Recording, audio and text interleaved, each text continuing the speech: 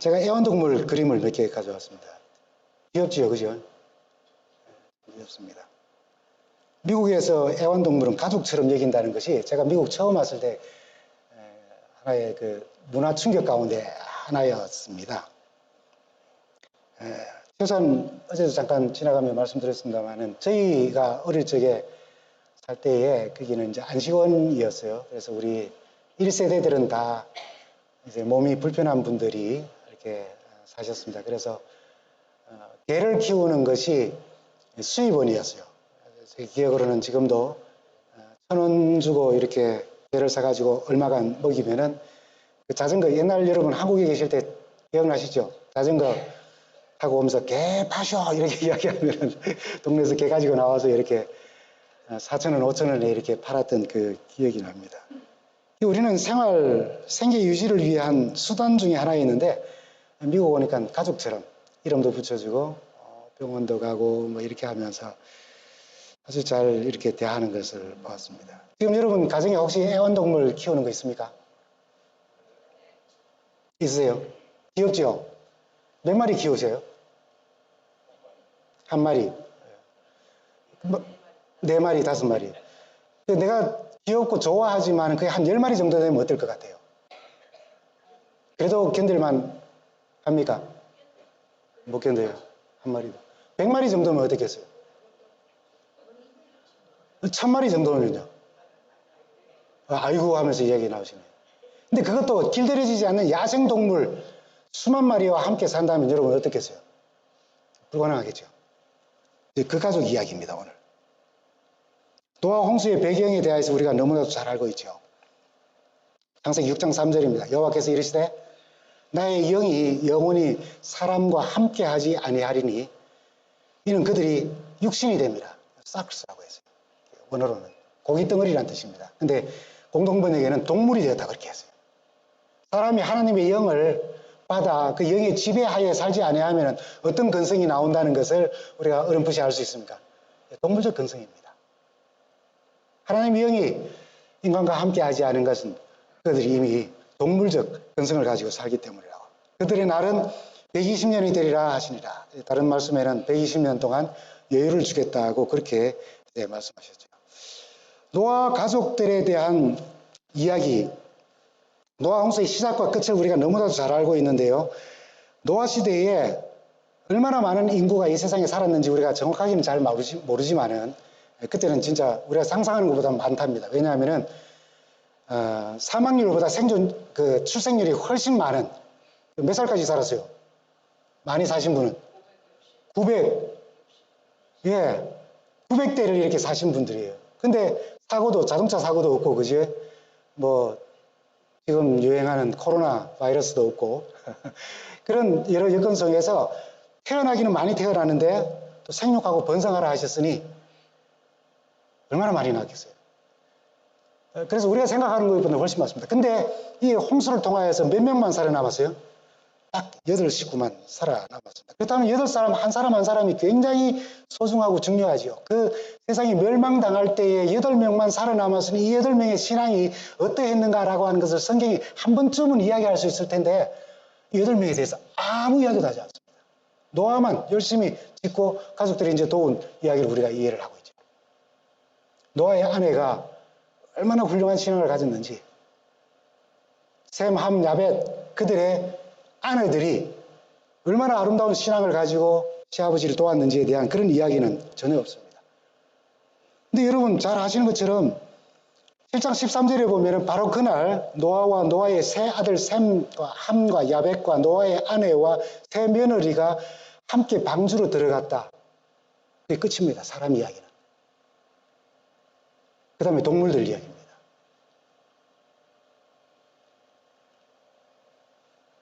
한 사람도 방주에 들어가지 않았다는 사실에서 노아의 아내가 가졌을 스트레스 한번 생각해 보셨습니까? 120년 동안 배를 지었는데 아무도 들어오지 않았다는 그 사실에서 그 120년 동안 노아의 아내가 가졌던 스트레스. 그 셈과 함과 야벳이 친구들 만날 때마다 뭐라 해요? 너 아버지 뭐 하시노? 아무도 안 웃으시네. 산에다가 배 짓는다. 그런 대화 하지 않았겠어요? 120년 동안. 그 새 며느리들을 한번 생각해 보십시오. 다행히 새 며느리들이 노아가 방주를 짓기 시작할 때부터 며느리가 있었다고 이야기했기 때문에 다행이지. 장로님 딸이 있는데 비가 뭔지도 모르는 그런 시대에 시아버지가 산에서 시아버지 될 사람이 산에서 배 짓고 있다면 그 집에 며느리를 보내고 싶은 마음이 생기겠습니까? 그런 상황인 겁니다. 근데도 아무 이야기를 하지 않고 있어요. 방주 안에서 1년 17일 동안 있었습니다. 방주 안에 1년 17일 동안 그 생활을 한번 상상해 보십시오. 그냥 애완동물도 10마리, 100마리가 되면 어떻다고요? 아까 이야기했죠. 열받아, 그죠? 그런 상황이 오지 않겠어요? 근데 야생동물 수만 마리가 그들과 함께 1년 17일 동안 생활하는 겁니다.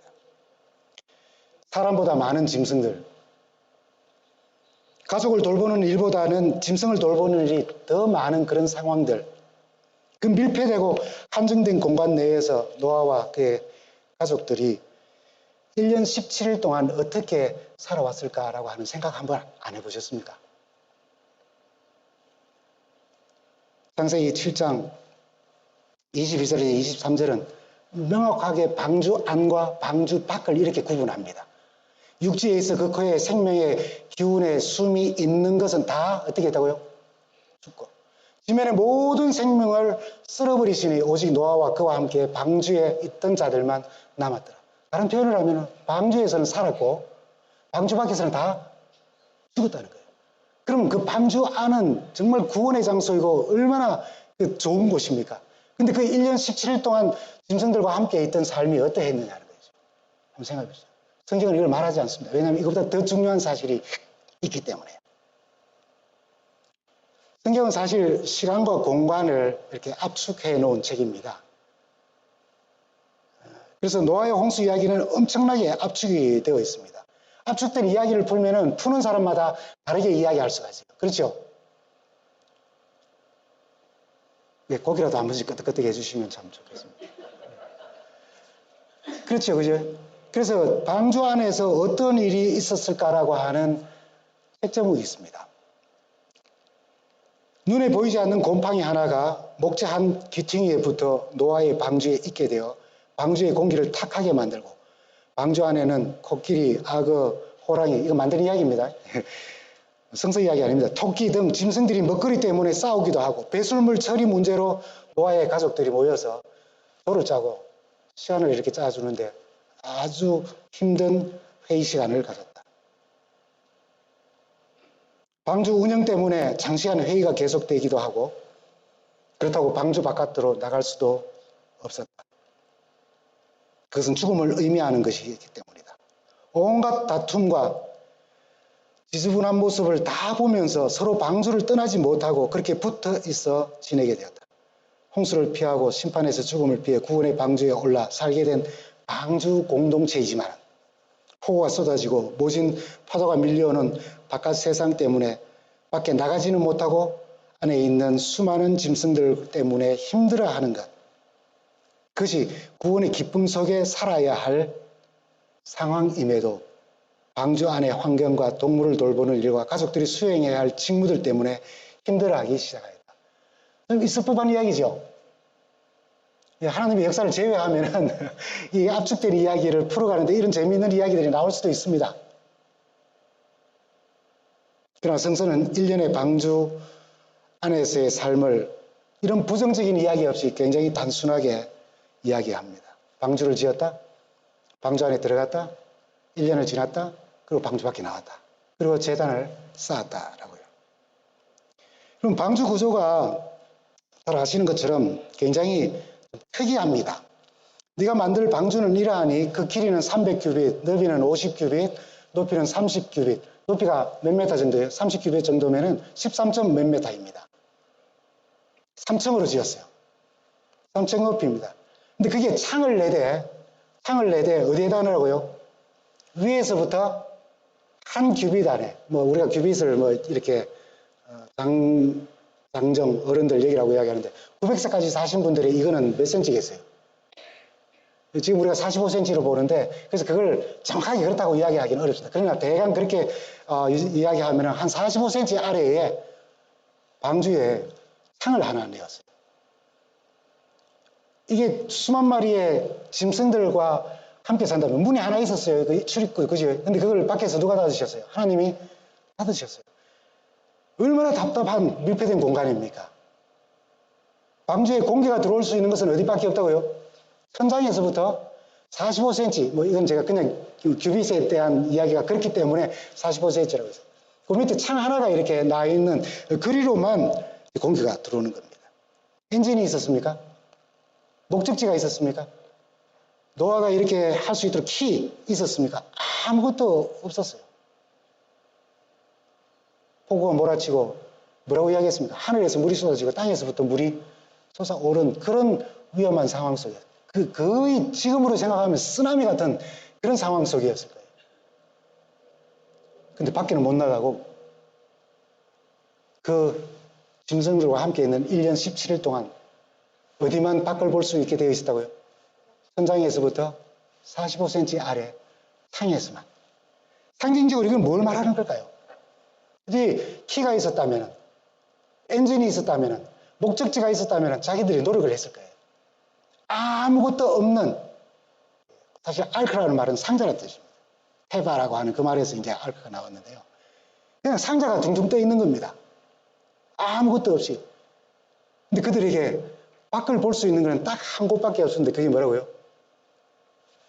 천장으로부터 45cm 아래에 있는 창이었습니다. 오로지 하늘만 바라보는, 높이 올라서 하늘을 바라보는 그런 어떤 이 의미가 이 방주의 구조 안에 있는 거예요. 그들이 만약에 방주 밖에 나갈 수 있었다면 정말 많이 놀랐을 것입니다. 폭우가 몰아치는 그런 시간들, 혹은 비가 그쳤다 할지라도 가판이 있어가지고 가판에 나가봤다면 보이는 게 뭐뿐입니까? 물뿐이 없는 겁니다. 뭐 조그마한 뭐 동산도 보여가지고 저리로 가면 되겠다 이것도 없는 거예요. 물로 뒤덮인 세상에 그걸 어떻게 보고 아무 생각 없이 서 있을 수 있겠습니까? 그런 방주 안에서 하늘만 향하여 바라볼 수 있도록 창을 여기에 두게 하셨다고 우리가 보는 것입니다. 방주는 일단 예수 그리스도를 상징합니다. 방주 안에 있는 자들에 대한 안전함에 대해서 이야기하죠. 그리고 우리 이 교회 공동체가 방주 안에 있습니까? 어떤 분들은 이게 방주다라고 이야기하기도 합니다. 뭐 여러 신학자들이. 그럴 수는 없어요. 방주는 예수 그리스도입니다. 우리가 그 방주 안에 있는 것입니다. 우리 가정은 어떻습니까? 그리스도 안에 우리가 있죠. 맞아요. 그렇습니다. 근데 우리의 가정과 우리의 신앙 공동체 안에 부정한 짐승과 정결한 짐승이 함께 있다는 것입니다. 그게 바로 방주의 특징입니다. 방주 안에는 부정한 짐승과 정결한 짐승이 함께 있다는 거예요. 다 돌봄을 받아야 하는 그런 입장에 있었습니다. 아까 사람들이 이야기할 때에 그런 풀어놓은 이야기로 이 방주 안에 있을 법한 이야기를 재미있게 표현했지만은 그 사람들은 창세기 8장 1절을 읽지 않았기 때문에 창세기 8장 1절에 단순하게 말합니다. 하나님이 노아와 그와 함께 방주에 있는 모든 들짐승과 가축을 뭐 하셨다고요? 기억하셨다는 것입니다. 기억하셨다고 했어요. 하나님께서 기억하시는 그 방주 안에는 조금 전에 말씀드린 것처럼 그것이 우리의 가정이든 그것이 우리 교회의 신앙 공동체이든 정한 짐승 혹은 깨끗한 사람, 부정한 짐승 혹은 우리가 좀 대하기 좀 불편한 사람 다 있습니다. 근데 정한 짐승이든 부정한 짐승이든 삶이 깨끗하다고 인정을 받는 사람이든 좀 그렇지 않다고 하는 사람이든 그 방주의 짐승이 보여주는 모습 속에서는 다 악취가 난다는 겁니다. 그래요. 정한 짐승도 악취가 나고 부정한 짐승도 악취가 나는 겁니다. 1년 17일 동안 바깥 구경하지 않고 밀폐된 공간 안에서 먹는 대로 뭐예요? 그 악취가 나지 않겠습니까? 그죠? 예, 악취가 나지 않겠습니까?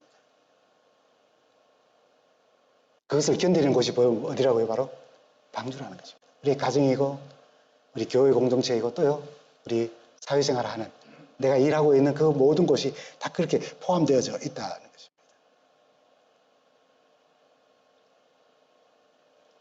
그런 환경 속에서 그들은 높이 열려있는 창을 바라보았습니다.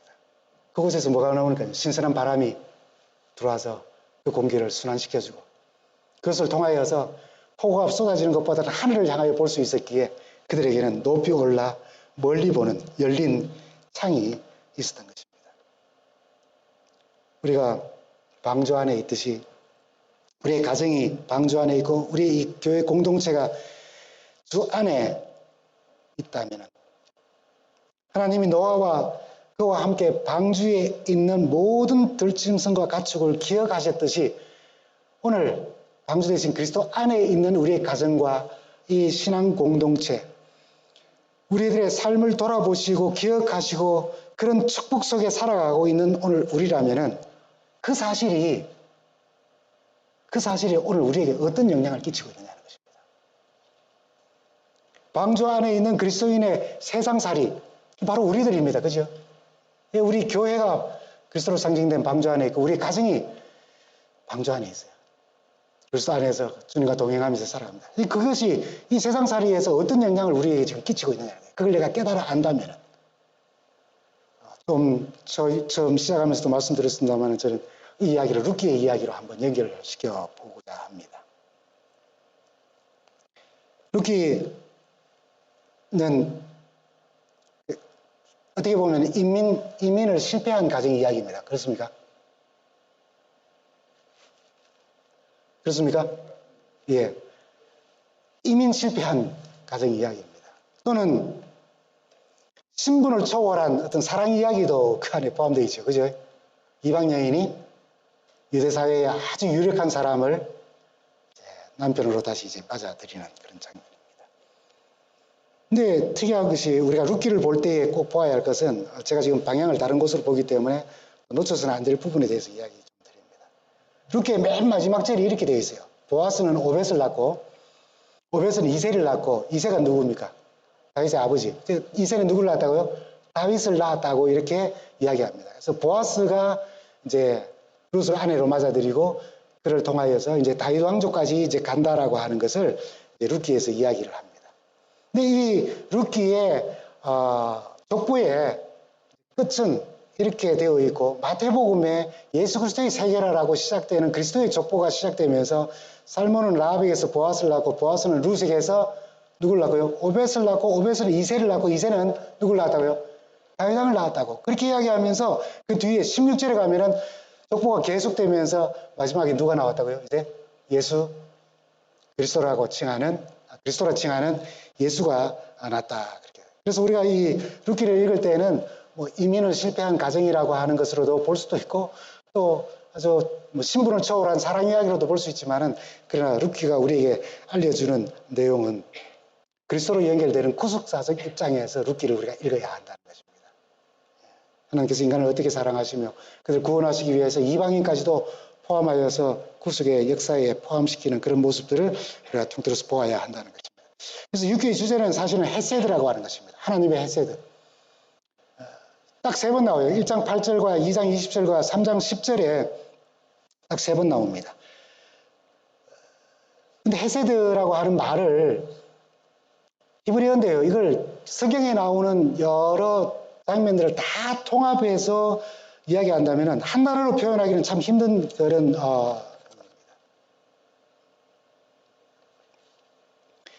근데 성서의 모든 내용을 다 종합하면은 우리에게 구원을 약속하신 그 약속에 충실하신 우리 하나님을 묘사할 때에 헤세드의 하나님이라고 그래요.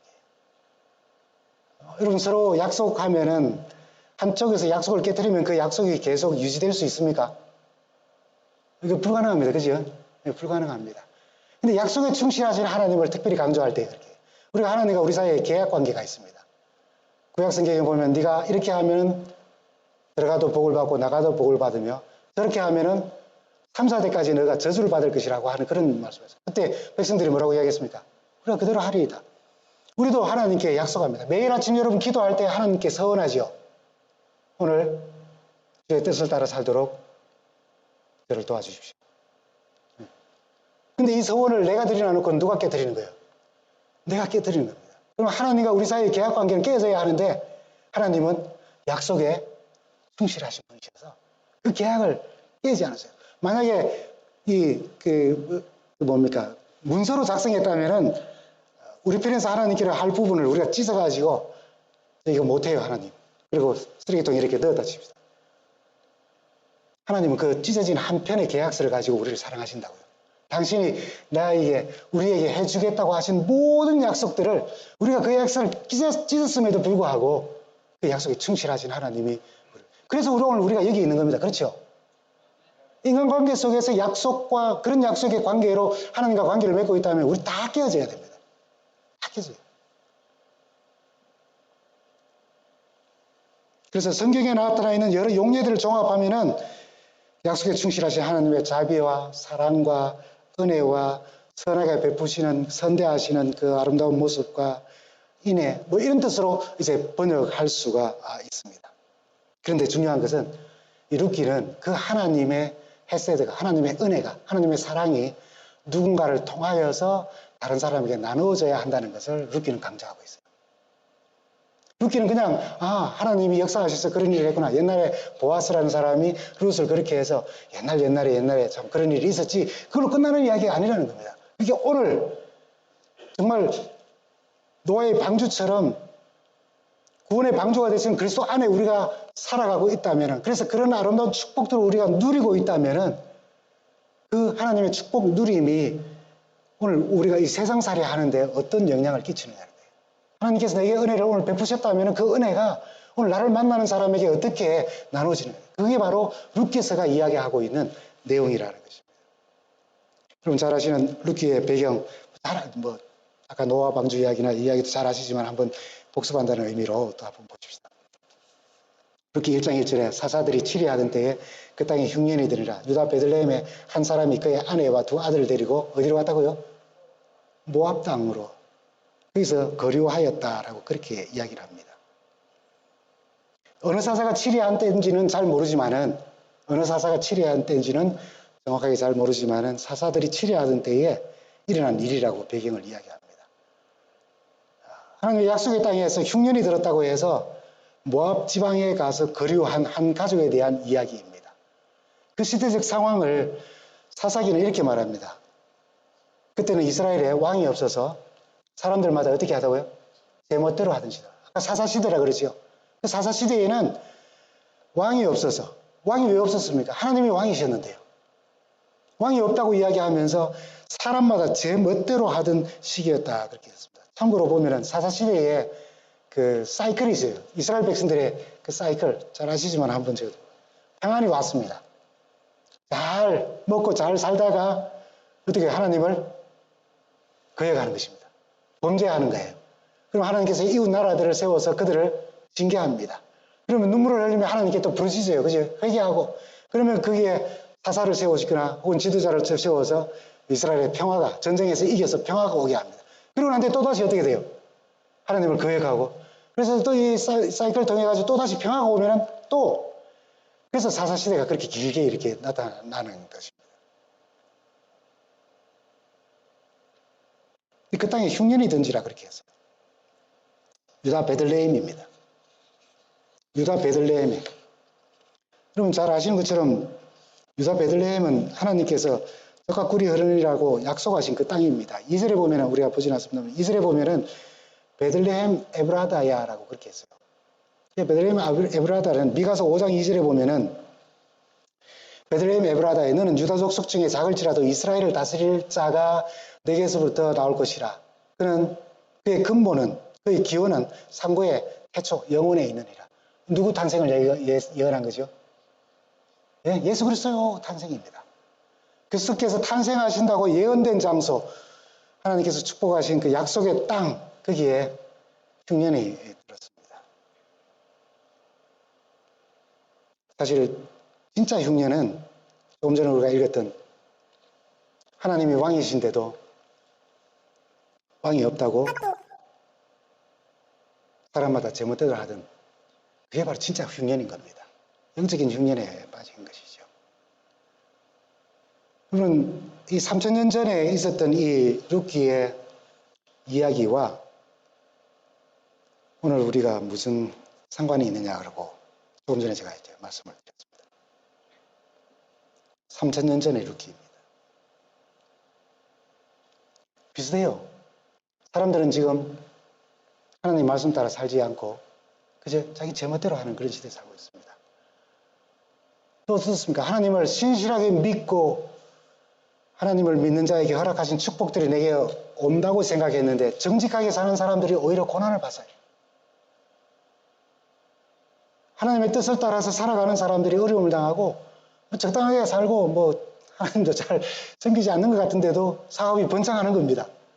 룻기서에 대한 이야기가 지금 오늘 우리가 살아가고 있는 이 세상하고 똑같아요. 30년 전의 이야기지만. 근데 룻기서를 우리가 잘 알지만 지금 조금 이따가 다시 보겠지만은 그렇게 힘든 상황을 겪었는데 하나님은 침묵하고 계셔요. 이게 우리 이야기지 않습니까? 그래서 그렇게 하나님께 매달리고 하나님 손을 붙잡고 하나님 뜻대로 산다고 모든 세상의 유혹들을 다 벗어버리고 하나님 뜻대로 살려고 나오는데 하나님은 복을 주려면 나 같은 사람한테 줘야지. 그래서 이렇게 하나님 앞에 충실하지 않는 사람들은 사업도 잘 되고 자녀도 잘 되고 모든 게 잘 되게 하시냐고. 하나님 도대체 왜 이러십니까? 라고 하는데 하나님은 뭐 하고 계세요? 침묵하고 계세요. 그런 상황 속에서 보면 3000년 전 룻기와 오늘 우리는 같은 시대에 살고 있는 겁니다. 다만 하나님의 침묵 때에 인간이 어떤 결정을 내리느냐가 참 중요하다는 것을 룻기는 이야기해요. 두 아들을 데리고 어디로 갔다고요? 모압 땅으로 갔다고 그렇게 해요. 여러분 이스라엘 백성들과 모압의 관계를 잘 아시죠? 이스라엘 백성들과 모압의 관계. 이스라엘 백성들이 가나안에 정착하기 전 한 1300년 전부터 모압 족속들이 먼저 거기에 있었어요. 모압 족속들이 거기에 있었는데 이스라엘이 광야를 거쳐서 가나안 땅에 들어갈 때 왕 발락이 거짓 선지자 발람을 이제 꼬드겨서 이스라엘 백성들을 어떻게 하게 합니까? 저주하게 하죠. 근데 저주하려고 입을 여니까 하나님께서 예수를 정하셔서 축복을 이제 내리는 겁니다. 아무리 해도 안 되니까 발람이 꾀를 내었습니다. 꾀를 내어서 어떻게 했어요? 이스라엘 백성들에게 우상숭배와 음행을 하도록 하였어요. 그래서 그 일이 그 계획대로 잘 되어져서 여호와의 진노로 24,000명이 죽음을 당합니다. 그래서 하나님께서 모압과 암몬 사람들은 여호와의 총회에 들어오지 못하리니 그들에게 속한 자는 10대뿐만 아니라 영원히 여호와의 총회에 들어오지 못하리라. 이스라엘 백성들을 음행과 우상숭배에 빠뜨리게 했다는 그 사실 때문에 이스라엘 총회에 이들은 들어오지 못한다고 그렇게 말씀을 하셨어요. 그런 곳에 지금 어디를 누가 갔다고요? 하나님의 백성이 이런 관계 속에 있는 그 땅에 간 겁니다. 한면으로 보면 어때요? 막 얼마나 흉년이 심각했으면 원수지가 아니고 이스라엘이 총회에 들어오지 못한다고 선언하신 그 땅에 하나님의 백성이 가서 이주해서 살았느냐는 거예요. 여러분, 하나님이 침묵하시면 우리가 뭔가를 결정하게 됩니다. 근데 그때 우리가 기도하고 말씀을 명상하며 하나님의 성령의 감동하심을 따라서 우리가 해야 하는데 우리 앞에 놓여 있는 문제가 너무 커요. 그래서 말씀을 보면서도 그런 결정을 우리가 할 때가 있습니다. 여러분, 동전 하나로 태양을 가릴 수 있다는 말 들으셨죠? 동전 하나로 태양을 가릴 수 있다고.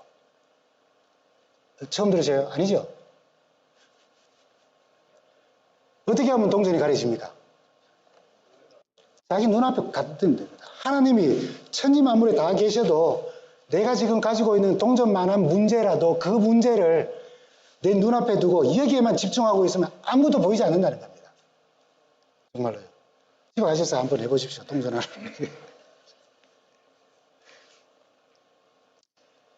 아마 그 모압 땅으로 갈 때에 다른 표현에 의하면은 그냥 잠깐 살려고 그렇게 했어요. 문제만 해결되면 하나님 금방 제가 돌아올게요 하면서 가는 겁니다. 제가 선배 목사님이 저를 잘 봐주셔가지고 제가 총각 때 그때는 이제 총각 신학 공부하기 바로 직전이었던 것 같아요. 신학을 공부하고 참 나와서네요. 죄송합니다. 그 어느 곳에 이제 좋은 아가씨가 있으니까 같이 가자고, 선을 보러 가자고 그렇게 했어요. 고속버스를 타고 가는데 그때 당시에 고속버스에는 그 비디오 영화를 보여줬습니다. 기억나세요? 우리 교회는 두 분, 세 분만 고속버스 타셨네. 세 분만 까딱까딱 이제 하시. 고속버스에 그 비디오 보여주는 거 있죠? 그거 이제 서부 활극이었는데 되게 재밌었어요. 근데 선배 목사님 옆에 있는데 제가 눈을 뜨고 그 비디오를 볼 수 없잖아요. 그래서 자는 척 하면서 실눈을 뜨고 이렇게 보고 있는데 진짜 하나님의 은혜로 옆에 계신 우리 목사님이 주 안에서 이제 잠이 드셨어요. 그래서 제가 두 눈을 뜨고 이렇게 봤습니다. 내용이 뭔가 하면은 은행을 들었는데 이 재빠르고 힘도 세고 한 이 사람만 안 잡히고 다른 일행들이 다 이제 그 보안관에게 잡혀가지고 이제 감옥에 이제 들어간 겁니다. 이 사람이 이 돈 주머니 큰 거 있잖아요. 그걸 말에다 태워가지고 이렇게 가다가 이제 이것도 가보고 저것도 가보다가 한 곳에 가니까 사람들이 너무 순수한 겁니다. 너무 순수해서 내가 여기 좀 있으면 좋겠다 싶어서 여기 있는데 사람들이 너무 힘들게 살고 순수하고 그러니까 자기가 가져온 돈 있잖아요. 은행에서 훔친 돈으로 사람들 돕기 시작하는 거예요. 집도 고쳐주고 뭐 하여튼 예를 들면은 그렇게 쫙 고쳐주니까 동네 사람들이 이 사람을 목사로 신임을 했습니다. 성직자로. 그래서 이 사람이 성직자가 되어서 이렇게 그 마을에 그리고 이제 총도 잘 쏘고 주먹도 세니까 그 끌렁끌렁거리는 사람들이 들어오면 다 어떻게 해요? 한 방에 그냥 다 치우니까 막 최고의 신임을 이제 받는 겁니다. 이제 형을 다 살고 나온 사람들이 수소문수소문을 하고 와보니까 이 친구가 여기서 이제 사람들한테 아주 존경을 받으면서 했거든요. 근데 친구들이 이제 3명인가 4명이 와가지고 이제 막 돈 이제 내놔라고. 돈만 주면 넌 여기 살든지 뭐 상관없다고. 뭐 돈이 있습니까? 다 뭐 했는데 교회까지 지었는데 그 돈으로. 그 이제 아무것도 없는 겁니다. 없다고 이야기하니까 이제 네 성격에 그런 일이 없다고 막 주먹질을 하는데 막 때리면 이제 뭐 사람들은 옆에서 이렇게 보는데 성직자잖아요. 성직자가 됐잖아요. 하여튼 자기들이 임명했지만은 팍 맞고 쓰러지는데 십자가가 눈앞에 툭 떨어지고 또 뭐 좀 참으면 떨어지고 한참을 맞더니 이 사람이 이렇게 말하는 겁니다. 십자가 목걸이를 봤더니 하나님 잠깐만 계십시오. 이러고는 이제 어떻게 하는 거야? 덤벼라. 그래가지고 한 방에 다 이렇게 정리를 해요. 그 다음 어떻게 되는지 궁금하죠? 아무도 안 궁금하시구나. 궁금하죠? 저도 궁금합니다. 근데 그때 목적지에 도착해가지고 비디오를 꺼버렸어요. 그래서 저도 그 다음은 모릅니다. 종종 우리가 그래요. 하나님 잠깐만요. 괜찮습니다. 정말로 요 문제만 내가 해결하면은 다시 돌아올게요. 어쩌면 흉년의 때에 고생하는 사람들을 두고 모압 땅이지만 한번 나갔다가 금이 환양 예산을 잔뜩 모아서 와서 바로 우리의 선택이 얼마나 멋있는 선택이었냐고 말하고 싶은 아니면 이것이 어쩌면은 방주 안에 정한 짐승도 부정한 짐승도 절대로 씻을 수 없는 악취를 보고 떠났는지도 모릅니다. 사사기 시대에 왕이 없으므로 사람들이 제 마음대로 했다고 하는 그것보다는 이 선택이 나았다고 생각하고 했는 선택일 수도 있습니다. 근데 모압에서는 정말 기대와 달리 참 엉뚱한 일이 일어나죠. 루키 1장 5절에 보면은 3절에서부터 보면은 그 남편이 죽고 5절에 보면은 남편 엘리멜렉이죠. 그래가지고 아들 누구요? 말론과 기론이 또 죽으니 나오미는 남편에 이어 두 아들마저 잃고 홀로 남았다. 성경은 나오미의 남편 되는 엘리멜렉이 어떻게 해서 죽었는지 이야기하지 않습니다. 두 아들이 차례대로 죽었지만 10년 만에 1장 4절에 보면 10년 만이라고 했어요. 이 세 사람이 어떻게 죽었는지를 몇 살에 죽었는지 병들어 죽었는지 사고로 죽었는지 아무 이야기를 하지 않습니다. 모압 사람들이 포악해서 거기 잘못 배워서 모압 사람들에서 죽임을 당했는지 아무런 이야기도 하지 않아요. 그냥 죽었습니다. 어떤 분들은 이걸 설명할 때 모압으로 도망갔다가 하나님께 벌을 받아서 죽었다고 이야기하는데 너무너무 잔인한 해석입니다. 너무나 잔인한 해석이에요. 룻기는 그들이 모압에 가서 벌 받아 죽었다고 설명하지도 않습니다. 물론 흉년이 들었다고 하나님의 말씀을, 하나님의 약속의 땅을 떠나온 것이 잘했다고 하는 이야기는 아닙니다. 어쨌든 룻기는 그 고난의 이유를 밝히지 않아요. 룻기는 그 이유 대신에 그 결과만 이야기합니다. 남편이 엘리멜렉이 죽고 나오미와 두 아들만 남았다고 하다가 5절에 가서는 그러다가 아들 말론과 기론이 또 죽으니 나오미는 남편에 이어 두 아들마저 잃고 홀로 남았다고요. 홀로 아닙니다. 그지? 두 며느리가 있어요. 그러나 그 나오미의 그 어떤 그 절망적인 상황을 묘사한 것 아니겠어요? 홀로 남았다고. 홀로 남았다고. 이방 땅에서 외국인 노동자로 살다가 어떤 억울한 일을 당했는지. 아마 룻기를 읽으면 여러분 연세에 계시는 우리 어르신들은 엘리멜렉의 죽음과 두 아들의 죽음을 읽으면서 내 삶이 아마 오버랩 됐을 수도 있어요. 처음이 미국 땅에 이민자로 와가지고 닥치는 대로 일하지 않았습니까? 정말 닥치는 대로 일하면서 우리 자녀들을 잘 키우기 위해서 그렇게 애썼는데 자녀들마저도 지금 다 죽은 이 참 슬픈 엘리멜렉 가족의 이야기들을 우리가 들을 때에 우린 그래도 지금 이 순간까지 이렇게 살아온 것이 얼마나 하나님의 큰 축복인가 하는 생각을 우리가 할 수 있을 거예요. 생각해 보십시오. 남편이 가족을 보살펴 보겠다고 닥치는 대로 일하다가 죽어갈 때에 그 모습을 보는 아내 나오미의 그 가슴 아리 같은 것들은 그 여인이 가지고 있는 고통에 대해서는 성경은 한마디도 하지 않습니다. 두 아들을 어떻게 키우며 어떤 사건 속에서 어쩔 수 없이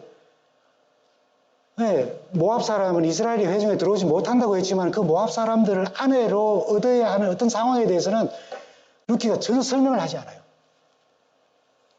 그럼에도 그 두 아들이 죽었을 때에 그 세 여인들이 통곡을 하며 슬퍼하거나 애도하고 하는 그런 내용들에 대해서는 한마디도 없습니다.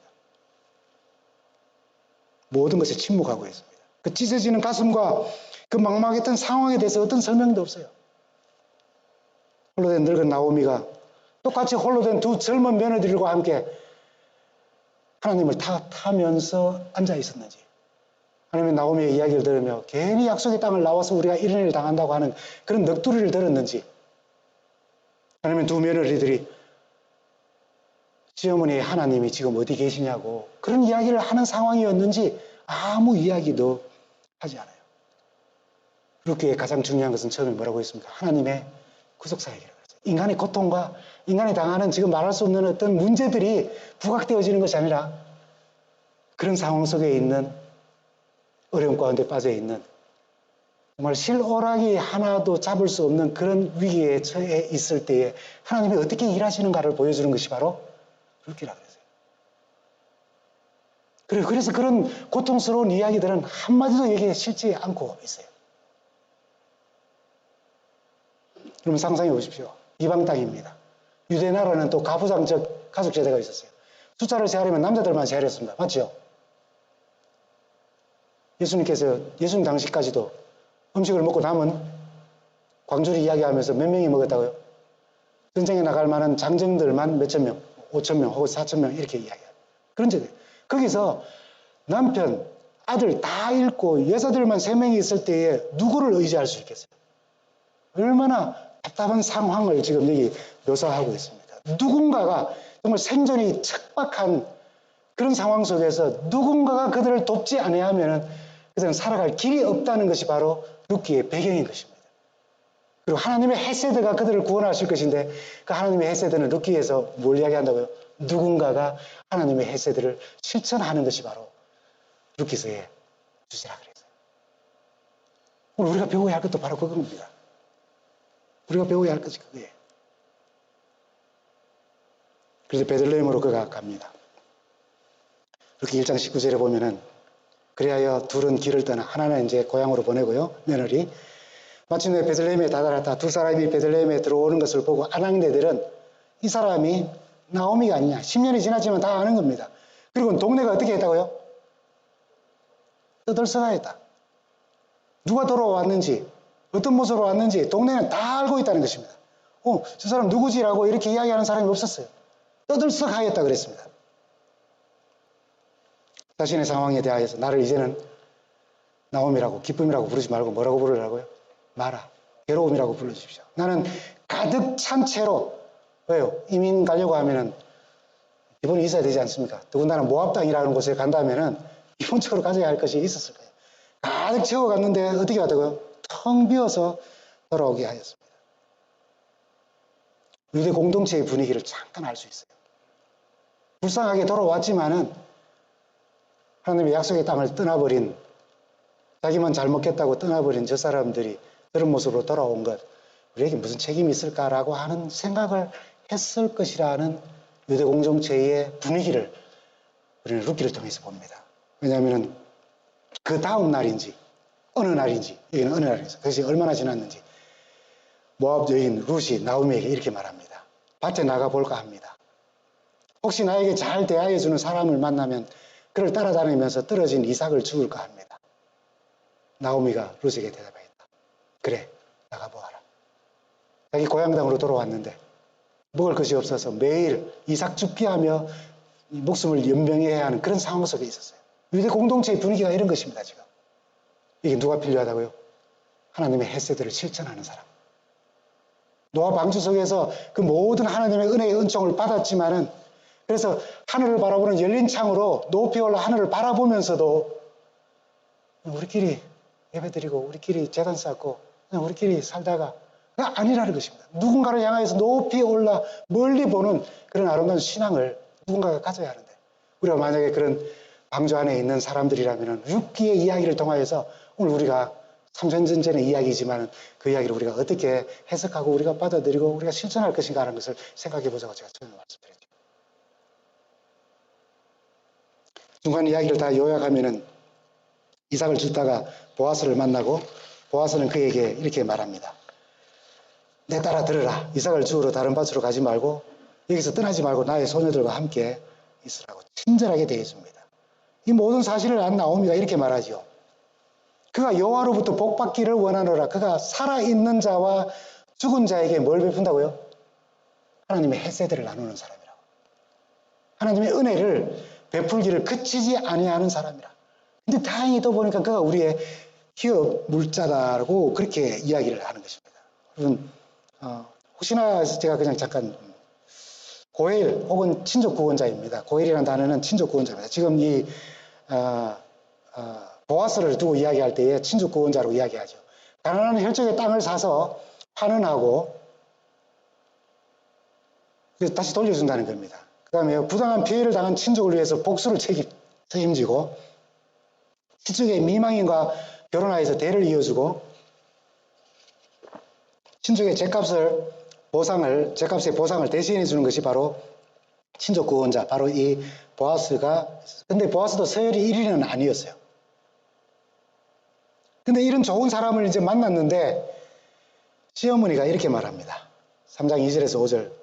잘 들어보아라. 루사. 오늘 밤에 그가 타작마당에서 보리를 까부를 것이다. 공동번역에 있는 내용입니다. 너는 목욕을 하고 향수를 바르고 고운 옷으로 몸을 단장하고서 타작마당으로 내려가거라. 그 사람이 먹고 마시기를 마칠 때까지 너는 그가 눈치채지 못하도록 조심하여야 한다. 공동번역이 이해가 좀 더 쉽지요. 그가 잠자리에 들 때에 너는 그가 눕는 자리를 잘 보아두었다가 다가가서 그의 발치를 들치고 누워라. 룻이 뭐라고 대답했습니까? 어머님 말씀대로 어김 없이 하겠습니다. 뭐 이런 시어머니가 다 계십니까? 그 유대 사회를 한번 생각해 보십시오. 외간 남자에게 한 여인이 발치를 들고 들어간다. 제일 나쁜 경우가 뭐냐면 돌로 쳐서 죽임을 당할 수 있어요. 음탕한 여자라고. 어저께 우리가 보았던 요한복음 8장의 말씀처럼 사람들이 돌 들고 달라들 그런 상황입니다. 아니면 보아스가 나쁜 마음을 보면 자기 발 스스로 들어온 과부니까 어떻게 해요? 자기의 종이나 첩이나 그럼 그가 재산을 가지고 있다면 재산까지도 탈취할 수 있어요. 그리고 신분이 어디입니까? 신분이 모압입니다. 모압. 이방 사람이에요. 이런 상황이 지금 벌어지고 있는 것입니다. 근데 룻도 말하기를 뭐라고요? 어머니 말씀대로 어김없이 하겠습니다.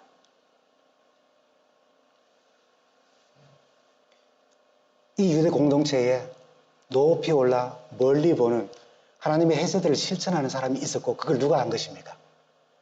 나오미가 알았던 것이에요. 그가 여호와께로부터 복받기를 원하노라. 살아있는 자와 죽은 자에게 은혜 베풀기를 그치지 아니하도다. 보아스는 오늘 우리가 살아야 할 삶을 이야기해주고 있는 거예요. 높이 올라 멀리 보며 누군가 어려운 가운데 있을 때에 그를 도와주는 그런 아름다운 신앙생활을 하도록 우리를 부르시는 겁니다. 그래서 방주 안에서 하나님의 은혜, 그 구속의 기쁨을 누리는 것으로만 끝나는 것이 아니라 나와서 멀리 높이 올라서 멀리 보며 그 유대 공동체 차가운 그 사회에 율법으로만 판단하고 결정하고 행동하는 사회에 하나님의 은혜를 나누는 사람이 있었던 거예요. 그게 바로 오늘 우리의 이야기여야 합니다. 그럼 그렇지 않습니까? 실천되는 헤세드, 실천되는 하나님의 사랑이 오늘 우리에게 정말로 필요한 것입니다. 여러분, 한 스승이 제자들에게 이렇게 물었습니다. 밤이 지나고 새날이 오는 것을 우리가 어떻게 알 수 있지라고 물었어요. 밤이 지나고 새날이 오는 것을 우리가 어떻게 알 수 있습니까? 예? 맞아요. 해가 뜨면 알 수 있습니다. 제자도 그렇게 말했어요. 아침에 온 세상이 밝아오는 것을 보면 새날이 오는 것을 알 수 있습니다. 스승님이 고개를 저으면서 아니라고 했어요. 조금 더 깊이 뜻이 있나 싶어서 다른 제자가 창문을 열고 사물이 그 형체를 드러내어 나무와 꽃이 보이기 시작하면 새날이 오는 것입니다. 라고 그렇게 대답했어요. 스승이 역시 고개를 저으며 아니라고 했습니다. 제자들이 각자의 의견을 나름대로 이야기했지만 스승은 계속해서 아니라고 대답했습니다. 자, 한 제자가 말이죠. 그럼 스승님 생각에 밤이 지나고 새날이 오는 것을 어떻게 알 수 있습니까? 라고 물었습니다. 그때 스승님이 이렇게 대답했습니다. 내가 눈을 뜨고 주위를 바라보았을 때에 지나다니는 모든 사람이 내 형제로 보이면 그때 비로소 새날이 오는 것 같다.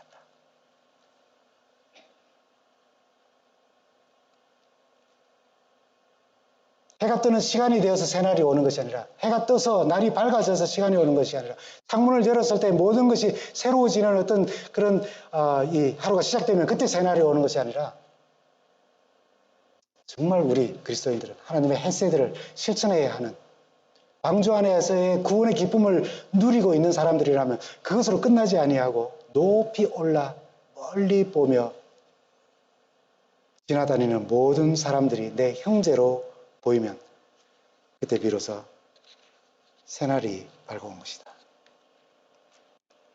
여러분, 밥은 먹는 겁니다. 그렇죠? 밥을 땅에 묻어둡니까? 아니, 밥은 먹는 겁니다. 잠은 어떻게 하는 거예요? 자는 겁니다. 꿈은요? 꾸는 겁니다. 사랑은 하는 겁니다. 예. 맞습니다. 품어주고 불쌍히 여기고 함께 울고 위로하며 눈물을 닦아주고 손을 잡고 이야기를 들어주고 짐을 나누어주고 같이 걷고 허리를 굽혀 안아주고 그를 위해서 주님 품에서 높이 들려 멀리 볼 수 있는 우리 모두가 되고 그렇게 살다가 다시 오신 우리 주님을 뵙는 우리 모두가 되기를 간절히 바랍니다.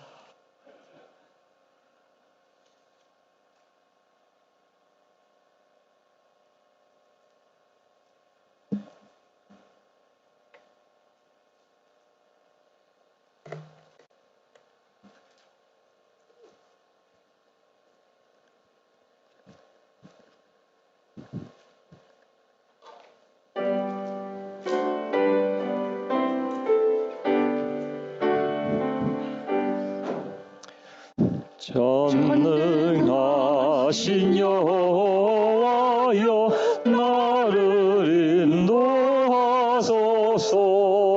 나는 연약할지라도 주는 강하옵니다. 하늘 떡을 먹여주시옵소서.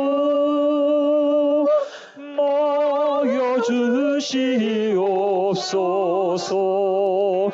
수정 같은 생명수로 마시게 하옵소서.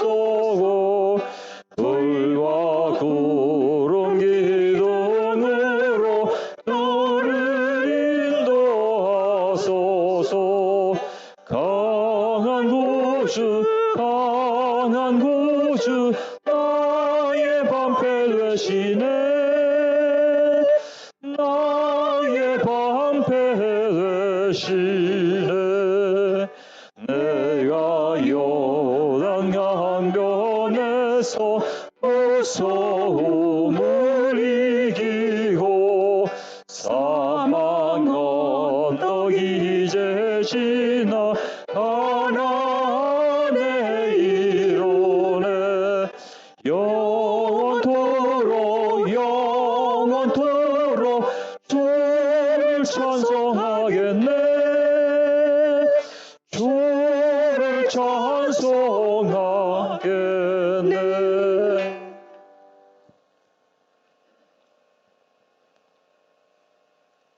하나님 아버지, 우리가 구원의 방주에 있는 축복받은 사람들로서 오늘 우리가 이 세상을 어떻게 살아야 할지 말씀해 주셔서 감사합니다. 우리의 눈높이가 주님의 눈높이가 되게 하여 주셔서 우리 주변에 있는 사람들이 우리의 눈에 들어올 수 있게 하여 주시옵소서. 오늘 이 신앙 공동체를 주님께서 허락하셨사오니 이 공동체가 누군가의 방주가 되게 하시고 누군가의 상처를 아무는 곳이 되게 하시고 누군가가 기뻐하는 곳이 되게 하시며 누군가가 잃어버렸던 신앙을 되찾는 축복의 장소가 되도록 오늘 우리가 보아스의 삶을 이어가게 하여 주시옵소서. 그렇게 살다가 다시 오시는 우리 주님을 뵙게 하여 주시기를 예수님의 이름으로 간절히 기도합니다.